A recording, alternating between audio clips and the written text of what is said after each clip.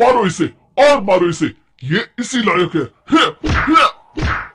अरे मारोगा यार। सरपंच जी, कालिया को चोरी करते हुए हम सब ने रंगे हाथ पकड़ा है। अब इसे गांव से बाहर निकाल देने में ही हम सबकी भलाई है। तो देर किस बात की है, अभी इसे धक्के मार के इस गांव के बाहर का रास्ता दिखा दो। अरे सरपंच ऐसा मत करिए, मुझे एक मौका और दीजिए, मैं दोबारा कभी चोरी नहीं करूंगा। लेकिन गांव वाले उसकी एक नहीं सुनते और उसे मार मार के गांव की सीमा के बाहर निकाल देते हैं। हाय, मेरी कमर दर्द के मारे मेरी जान निकली जा रही है। हाय, कमबख्तों ने जम के धुलाई की है मेरी।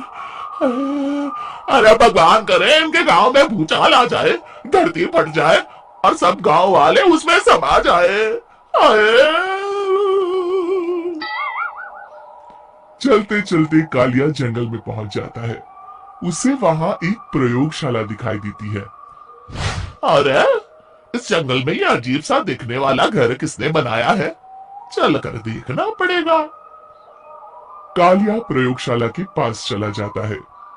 दो वैज्ञानिक प्रयोगशाला में बातें कर रहे होते हैं। बधाई हो डॉक्टर चमन, आखिरकार हम दोनों ने मिलकर एक ऐसी घड़ी का आविष्कार कर लिया है जिसे पहनकर कोई भी इंसान गायब हो सकता है।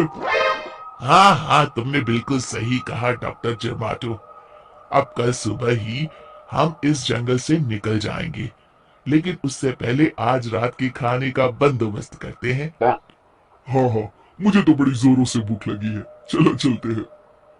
दोनों वैज्ञानिक वहां से चले जाते हैं। उनके जाते ही कालिया प्रयोगशाला में दाखिल होता है। अच्छा तो ये बात है। कालिया बड़े से कांच के अंदर रखी घड़ी को बाहर निकाल लेता है और अपनी कलाई पर बांध लेता है। फिर घड़ी में लगा बटन दबा देता है। कालिया को एक जोरदार झटका लगता है।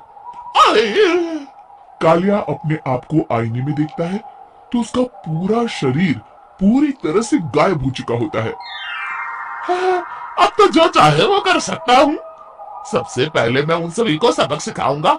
गांव वालों, मैं आ रहा हूँ। कालिया गांव की ओर चल पड़ता है। थोड़ी देर के बाद दोनों वैज्ञानिक वहां आते हैं। अरे ये क्या, लगता है कोई हमारी घड़ी चुरा कर ले गया है। ये देखो पैरों के निशान।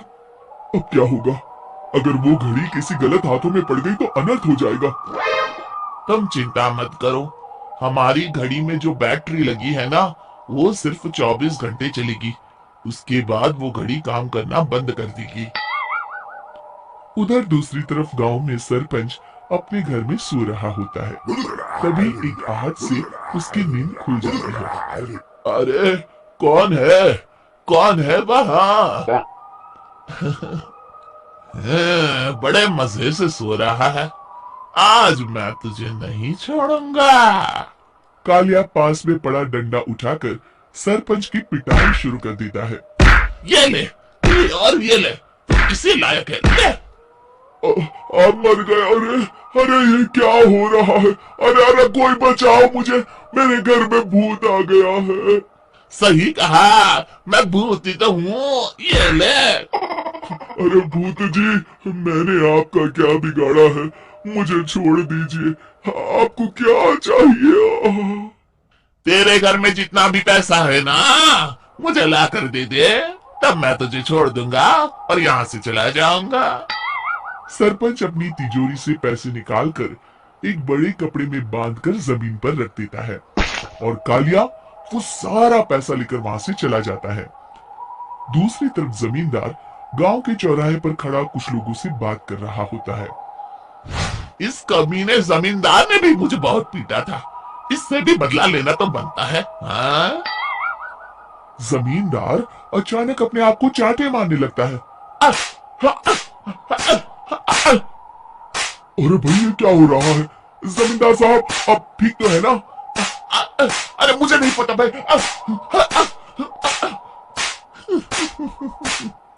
अरे मर गए रे, ये तो पक्का किसी भूत प्रेत का काम है। जमींदार के अंदर कोई भूत आ गया है, इससे पहले कि ये हमारे अंदर आ जाए। मनोहर भाई, अपनी जान बचानी है तो भागो यहाँ से। ये क्या? अरे बाप रे बाप, मुझे तो भूतों से बड़ा डर लगता है। मैं तो चला यहाँ से। अगली सुबह इस घटना से पूरे गांव में दहशत फैल जाती है। सभी गांव वाले आपस में बात करने लगते हैं। अरे भाई, पता नहीं कहां से हमारे गांव में एक भूत आ गया है। उसने कल रात को सरपंच और जमींदार की खूब पिटाई की और उनके सारे पैसे भी लेकर चला गया। हाँ भाई हाँ, ये भूत तो मुझे बड़ा अजीब लगता है। मेरी समझ में नहीं आता कि भूत उन पैसों का करेगा क्या। अरे तेल में पकोड़े बना के तलेगा बेवकूफ। इस बात की चिंता करके कहीं वो भूत हमारे घर में ना आ जाए। तुम बिल्कुल सही कह रहे हो आर्या, मैं भी इसी बात से घबरा रहा हूँ। अच्छा, अब मैं अपने घर जा रहा हूँ। तुम सब भी अपने अपने घर चले जाओ, उस भूत का कोई भरोसा नहीं है। हाँ। तीनों वहां से चले जाते हैं। दूसरी तरफ कालिया सारे पैसों को एक खंडर में छुपा देता है। इतने सारे रुपए तो मैंने अपनी पूरी जिंदगी में एक साथ कभी नहीं देखे। इस तरह कुछ दिनों में मैं अमीर बन जाऊंगा। आज मैं उस मोटे बब्बन को अपना शिकार बनाऊंगा। सुना है दहेज में बहुत सारे पैसे और गहने मिले हैं उसे।